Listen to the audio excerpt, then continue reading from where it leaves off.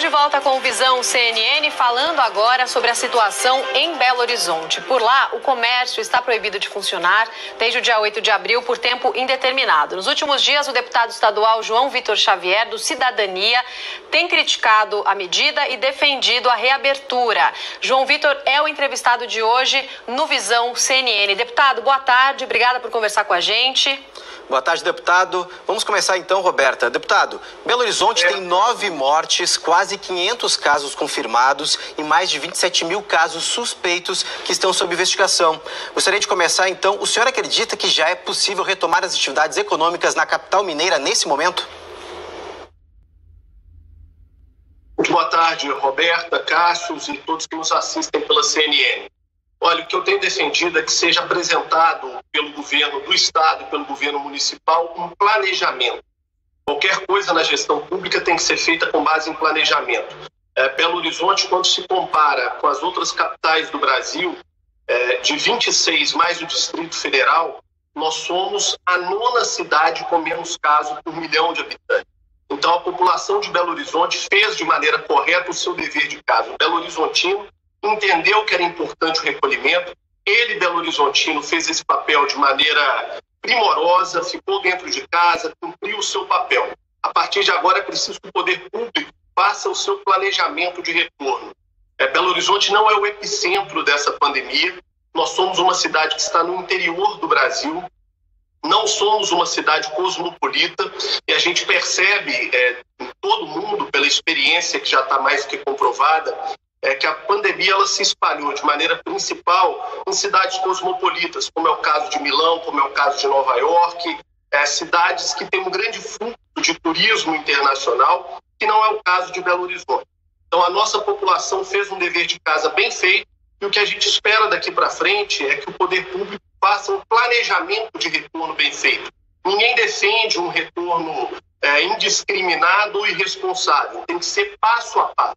Tem que ser dia a dia, com uma análise diária da situação para se construir uma volta gradativa da atuação comercial. Ontem eu assisti, por exemplo, a entrevista do governador de São Paulo, dizendo que São Paulo tem 74% da sua atividade industrial funcionando de maneira plena. Belo Horizonte não é uma cidade industrial. Belo Horizonte é uma cidade do comércio e do serviço. E nós precisamos retomar com aquilo que for possível no comércio e no serviço, no tempo possível e da maneira possível. Mas é preciso apresentar um planejamento para isso. O prefeito de Belo Horizonte deu uma entrevista segunda-feira dizendo que ele não tem astrólogos na prefeitura para prever quando será possível voltar.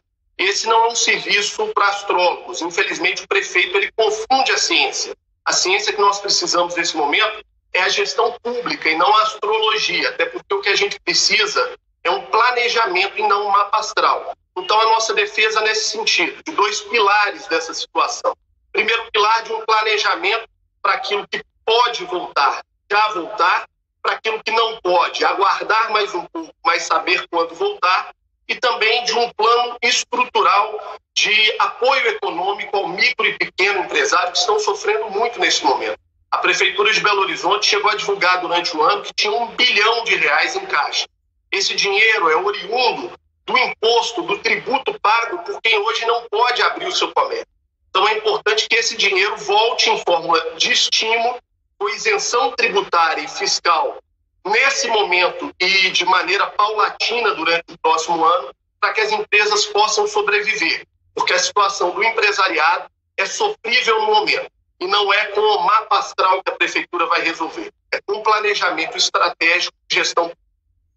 Nesse sentido, como o senhor enxerga a relação entre a prefeitura e os empresários de Belo Horizonte? Infelizmente, é muito ruim, falta diálogo por parte da prefeitura com um empresariado que vem sofrendo muito e mesmo sofrendo muito, tem sido muito solidário com a situação de Belo Horizonte. Hoje, quem mais investe em saúde pública em Belo Horizonte, na solução dos problemas, é a iniciativa privada, através, por exemplo, da FIENG, através de grandes indústrias e empresas do Estado, que se uniram para bancar, por exemplo, o hospital de campanha feito pelo governo do Estado, para bancar uma parceria com a rede privada aqui em Belo Horizonte. O Hospital Mater Dei, que é a principal rede hospitalar privada de Belo Horizonte, está cedendo 4 andares da estrutura no hospital que fica na cidade de Contagem, divisa com a cidade de Betim, para que esses 4 andares sejam destinados ao SUS.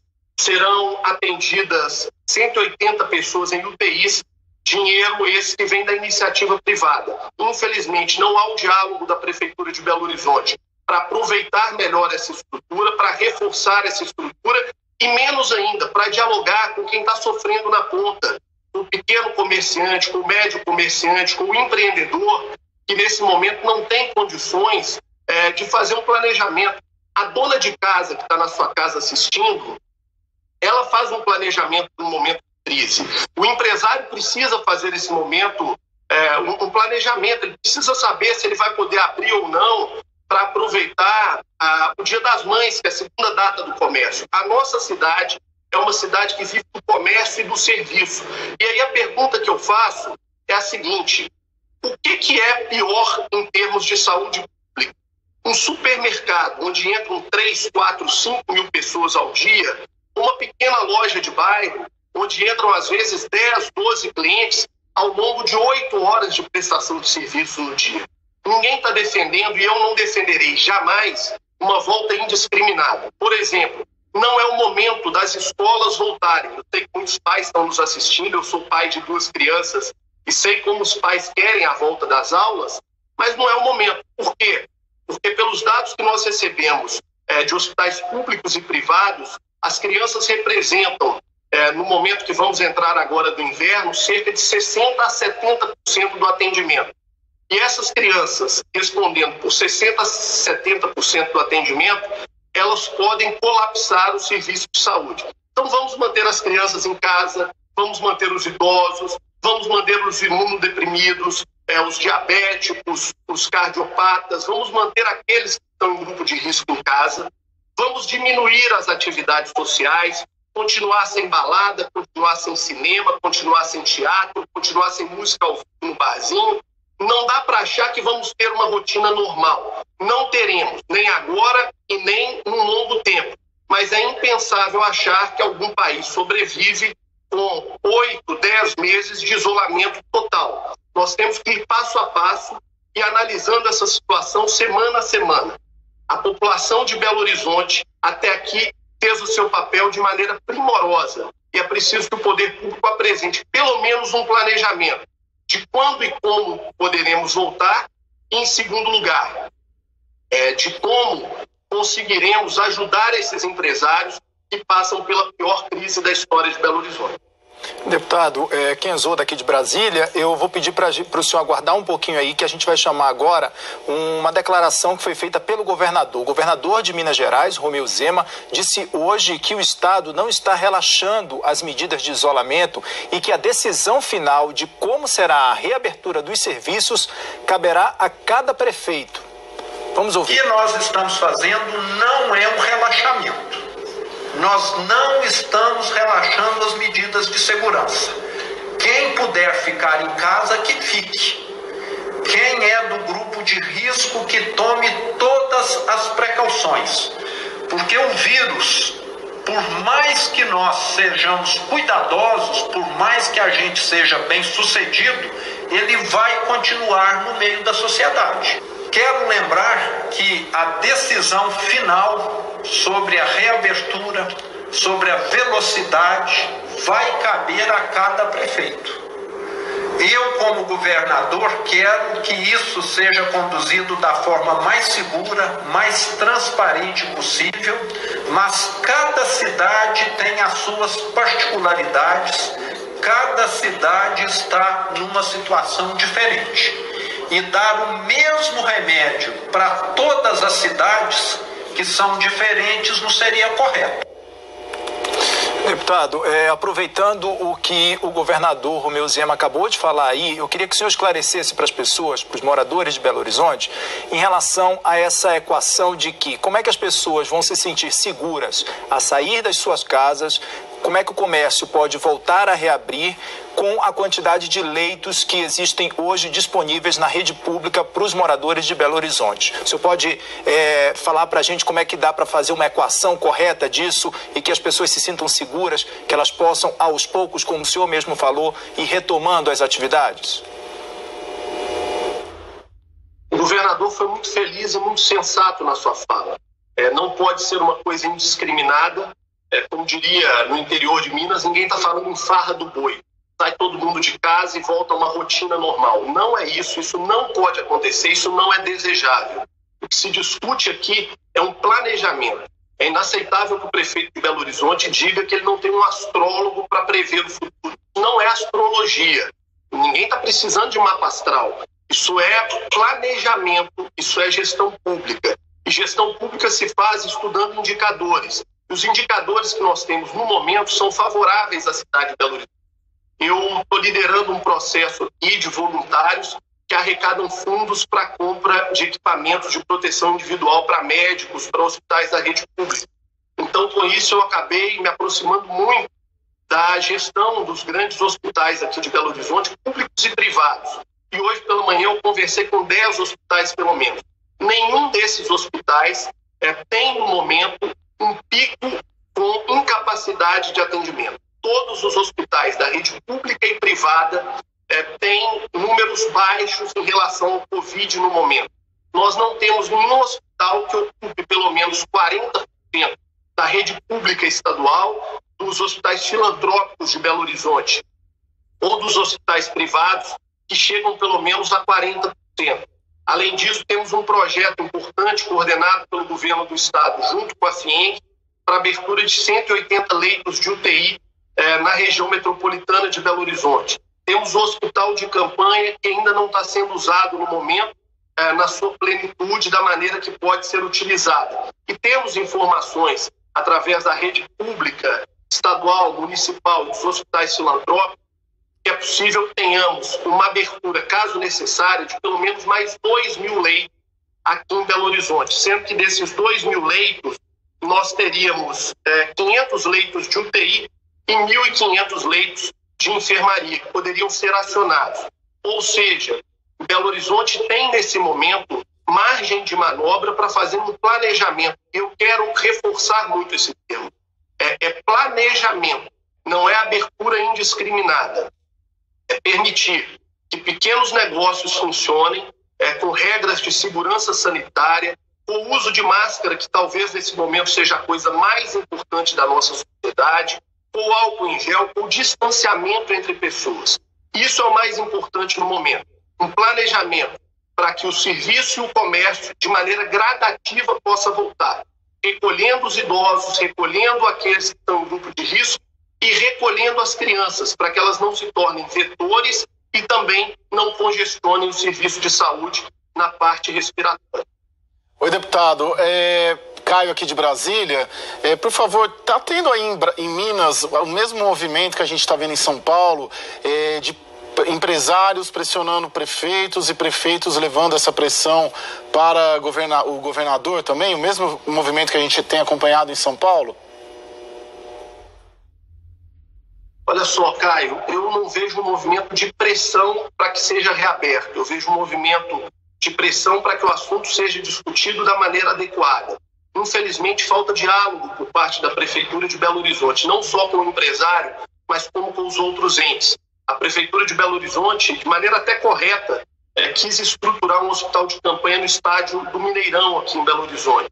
E quando o governo do estado pediu para participar do processo, a Prefeitura simplesmente finalizou esse processo, não abriu o hospital de campanha e não dialogou mais sobre o assunto.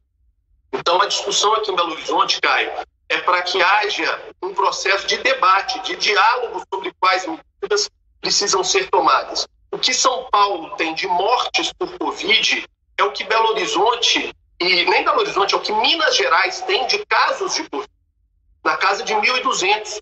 Então, São Paulo tem de mortes mais do que Minas Gerais tem de casos de Covid. E aí já contando também os casos que já foram curados, porque a gente não pode esquecer de contabilizar que a grande maioria das pessoas, elas felizmente conseguem se curar. Então, o que há de mais importante no momento é uma necessidade de achatar a curva. E pela disciplina do mineiro, do belo-horizontino, essa curva tem sido achatada. Então, não dá para se esperar que esse processo seja indefinido, que esse processo não tenha uma solução de longo prazo. Ninguém acredita que uma cidade como Belo Horizonte vai passar 3, 4, 5 meses com a sua atividade econômica parada. Ninguém acredita que um estado como Minas Gerais ou que o Brasil vão passar por esse processo. Essa discussão de como voltar, quando voltar, de que maneira voltar, hoje ela é uma discussão mundial. E Belo Horizonte não pode se furtar a participar desse debate. Repito mais uma vez, de maneira responsável, consciente, com base na gestão pública e não na astrologia, como disse o prefeito. Eu quero dar um dado importante para vocês.